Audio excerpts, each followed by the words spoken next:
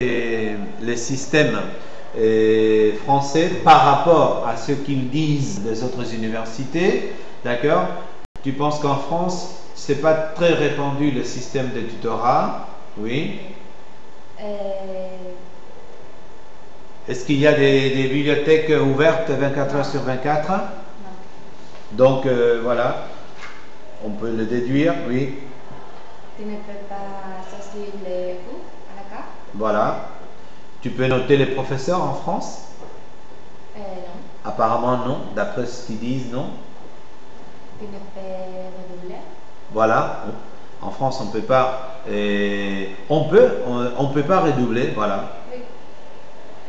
Non, mais en France, on peut redoubler parce qu'on dit que le redoublement n'existait pas en Allemagne, donc ça veut dire qu'en France, on peut redoubler. Oui.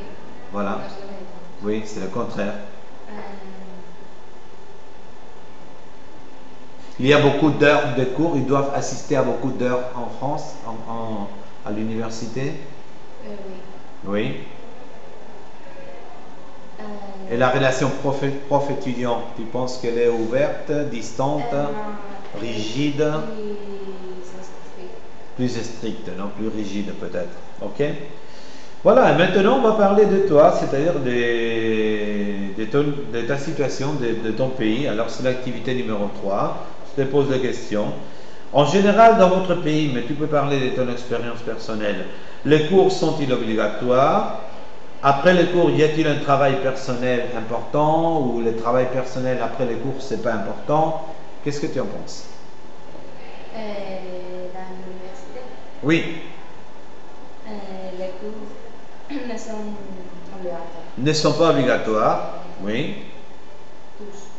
ne sont pas tous obligatoires, mais il y a quelques profs qui, voilà, qui demandent, exigent une assistance obligatoire, mais normalement, c'est pas obligatoire, oui. Et le travail extra, et le travail personnel est important ou n'est pas important? C'est important, c'est important. Et quel est le système de notation en Espagne? C'est un système comment? C'est un système numérique Numérique de combien de points? de 10 points. 10 points.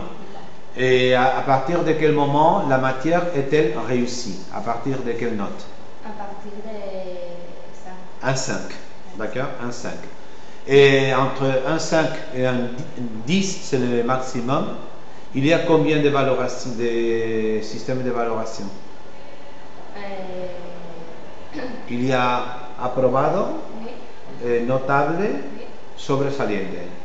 Aprobado, c'est combien? Entre quelle note et quelle note? 6. Entre 5 et 7. Non? Oui. À partir de 7, c'est aprobado, notable. Et c'est de 7 à quelle note? À 8 avec 5. Tu penses que c'est 8,5? 8,5. Voilà. Moi, par contre, je suis le prof.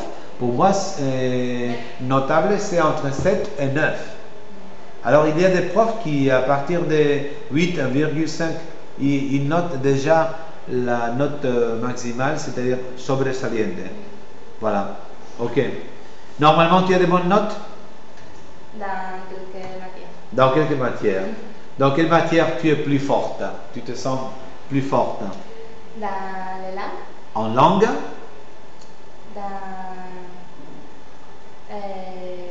philosophie. Alors, la philosophie, en philosophie, Langue. et langue. Langue et philosophie, ce sont les matières que tu maîtrises le mieux.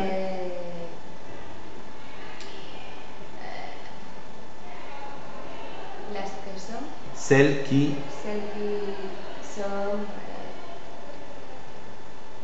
les matières qui sont relacionadas rapportées, ou c'est, voilà. avec l'art. Ah, d'accord.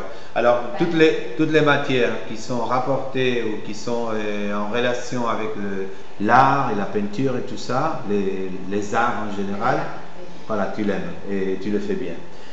Bien, est-ce que c'est possible de redoubler une classe en Espagne? Oui. Voilà, c'est possible. Est-ce qu'on peut, est-ce que c'est facile? Est-ce qu'on peut rencontrer les profs pour parler avec eux? Est-ce qu'il y a un système de tutorat en Espagne? Oui. Oui, Il y a un système de tutorat, mais c'est vrai que normalement les étudiants n'en profitent pas trop, hein. Voilà. Est-ce que les étudiants notent les professeurs? Non. Bon, en quelque sorte, non? Parce qu'on passe un sondage, non? À propos des cours et tout ça, non? Alors, c'est pas la note dans le sens strict, mais Les profs. je pense que normalement, on fait un sondage tous les ans, d'accord? Et les étudiants font une sorte d'enquête, et là, il faut noter les profs, je pense, hein? J'ai l'impression. Dans tous les cours. J'ai l'impression, je ne sais pas. Je ne sais pas. Non, c'est- Pourvu qu'il y ait un numéro minimum d'étudiants. Évidemment, s'il y a peu d'étudiants, c'est pas un bon résultat. Et est-ce qu'il y a un ou plusieurs examens par an?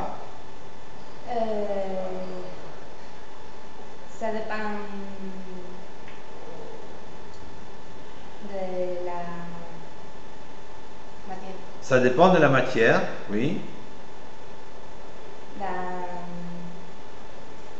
didactique ou quelque chose pareil. Oui, Il y a seulement un examen, oui, mais dans les langues ou les mathématiques, ou les maths, oui, d'accord. il y a plusieurs examens. Il y a plusieurs examens. Et finalement, pour finir, les étudiants ont-ils souvent un petit job pour payer les études, leurs études? Quelques étudiants. Mais c'est pas très généralisé, non? Non. Voilà, ok. Bon, alors je te remercie, voilà, tes réponses, et c'est très bien. Alors comme ça, tu as une petite